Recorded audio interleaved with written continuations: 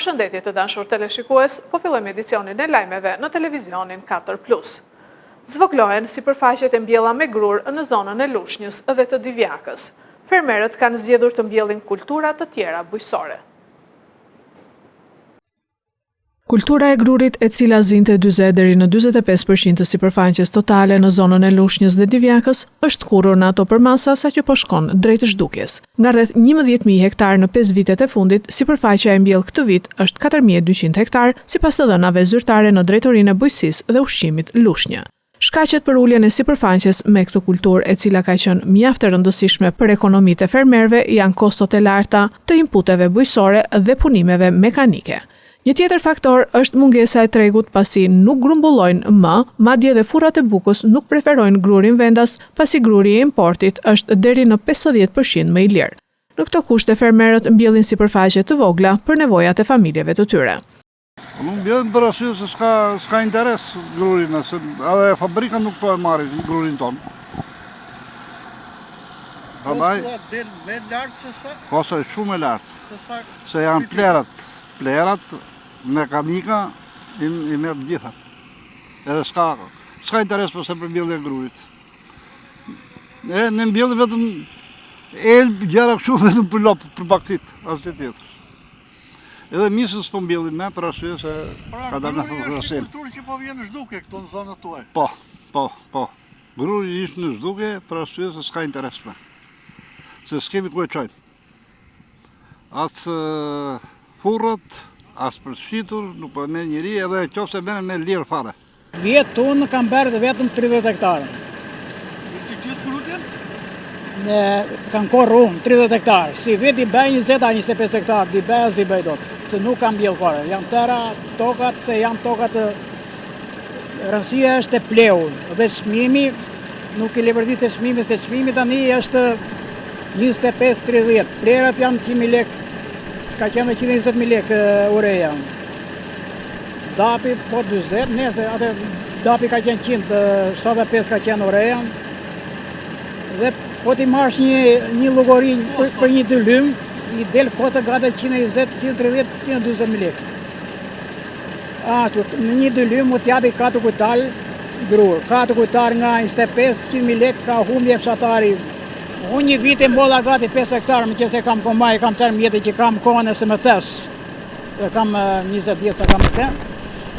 Mbolla 5 hektarë unë, dola 1,5 milion minus, se u shit gruri me 25.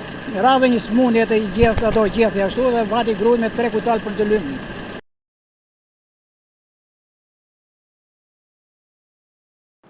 Dy aksidente kanë ndodhur në autostradën Lushnjë-Fier këtë fundjavë. Njëri prej tyre i mori jetën një të riu 34 vjeçar. Gjatë ditës së sotme u regjistrua një tjetër aksident në autostradën Lushnjë-Fier në kilometrin e 6 pranë kryqëzimit të pushimit të shoferit. Një automjet tip Toyota goditi nga pas një kamion duke lënë të plagosur drejtuesin 40 vjeçar të automjetit, i cili u transportua me ambulancë në spitalin e Lushnjës. Përplasja shkaktoi radhë të gjata automjetesh nga rreth rrotullimi i Savrës deri në vendin e aksidentit. Policia rrugore menaxhoi qarkullimin për normalizimin e trafikut, ndërsa grupi hetimor vijon punën për dokumentimin e plotë të ngjarjes.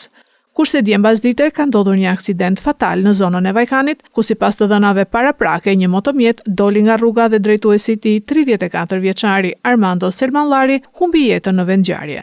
Ngjarja u konfirmua nga Drejtoria Vendore e Policisë Fier. Në vendngjarje më rritën shërbimet e policisë dhe grupi hetimor, të cilët po punojnë për zbardhjen e plotë të rrethanave dhe shkaqeve të aksidentit.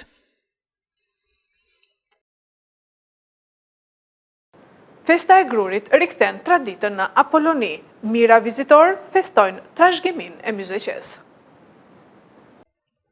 Në hijen e rrënojave antike të Apollonis u zhvillua edicioni 8 i festës së grurit, një nga aktivitetet më të rëndësishme kulturore, artistike dhe agroturistike, e cila tashmë është ndërruar në një traditë të dashur për Fierin dhe gjithë Myzeqen. Mira vizitor nga Shqipëria dhe diaspora ju bashkuan festës, e cila promovon traditën, kulturën dhe identitetin e zonës. Në aktivitet morën pjesë edhe drejtues vendor, deputet e personalitete të jetës publike. E organizuar nga Bashkia Fier me mbështetjen e Fondit Shqiptar të Zhvillimit, festa solli panajira me produkte vendase, gatime tradicionale, rituale folklorike dhe ekspozita kushtuar grurit, simboli të begatisë së kësaj treve. Për pjesëmarrësit në panajër, kjo festë ka rëndësinë e saj të veçantë për promovimin e grurit vendas, i cili ka ulur ndjeshëm prodhimin. Grurit në Fier është një nga festat më të bukura që organizohet dhe jep kuptim sepse buka vërtet fillon nga toka. Dhe toka në qytetin tonë, në fushat tona prodhon një grur shumë të mirë, me cilësi shumë të mirë. Patjetër që janë shumë të rëndësishme dhe gjithmonë promovimi i produkteve autoktone ka shumë vlera dhe për ne, dhe për fermerët, dhe për të gjithë. Dhe ku ka më mirë që ne të punojmë me grurin e vendit, sepse dhe karakteristikat e grurit tonë janë vërtet shumë të mira në krahasim me të importit. Subvencionimet do të jenë më lartë nga shteti, më shteti të ketë dorë me gjatë, të ketë një dorë të subvencion shumë fermerët, të ketë prodhimet gjithashtu dhe sipërfaqja ka rënë nga vitet e tjera, largimi ndikon shumë largimi i popullsisë. Festat të tilla përveç faktit që krijojnë jetë sociale, afrojnë njerëzit me bujqësinë. Gruri është shumë i rëndësishëm për myzeqen. Pavarësisht rënies së rendimentit këtë vit, subvencionet dhe puna e fermerëve mbeten kyçe për rritjen e prodhimit, u shpreh drejtuesja politike e qarkut Fier Belinda Balluku.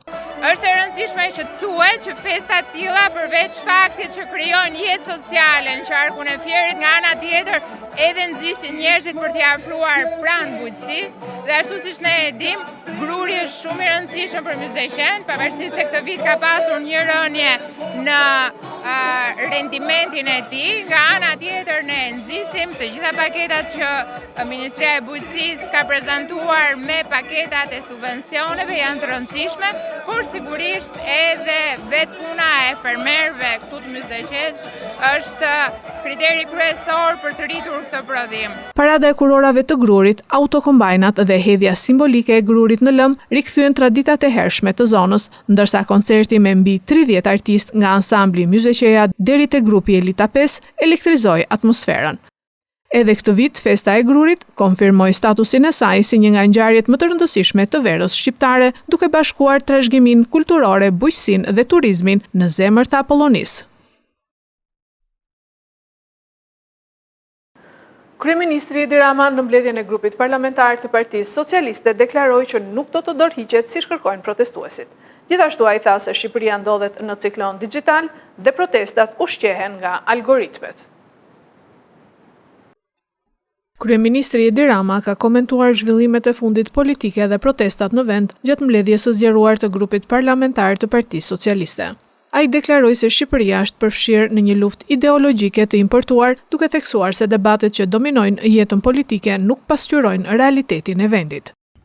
Një kohë ku algoritmet udhtojnë më shpejt se sa vërtetësia e lajmeve, ku emocionet mbërrin përpara fakteve dhe ku shumë shpesh perceptimi bëhet e vërteta, ndërsa e vërteta mbetet krejt jetime.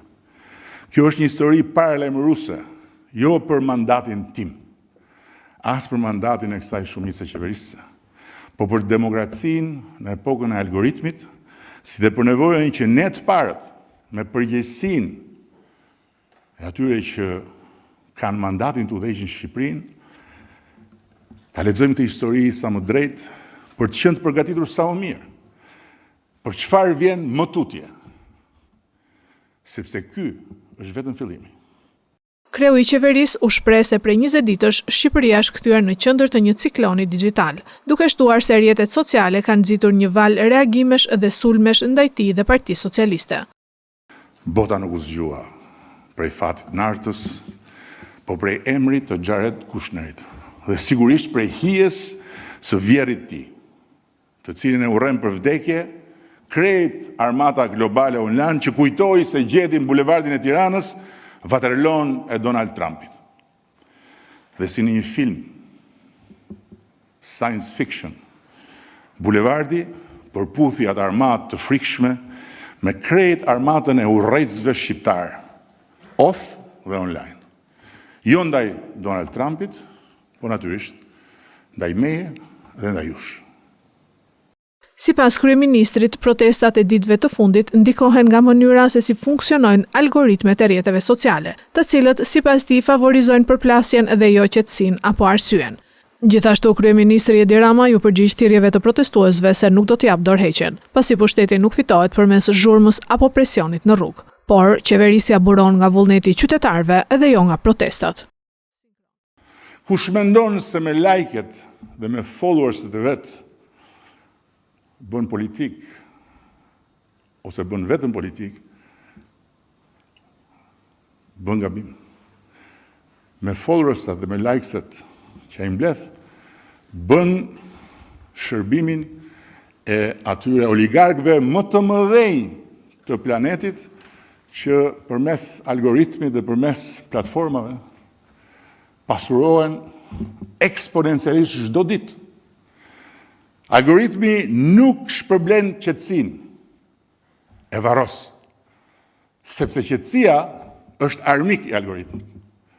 Algoritmi nuk i shpërblen nuancat, i fshe, sepse nuancat janë kundërshtare të algoritmit.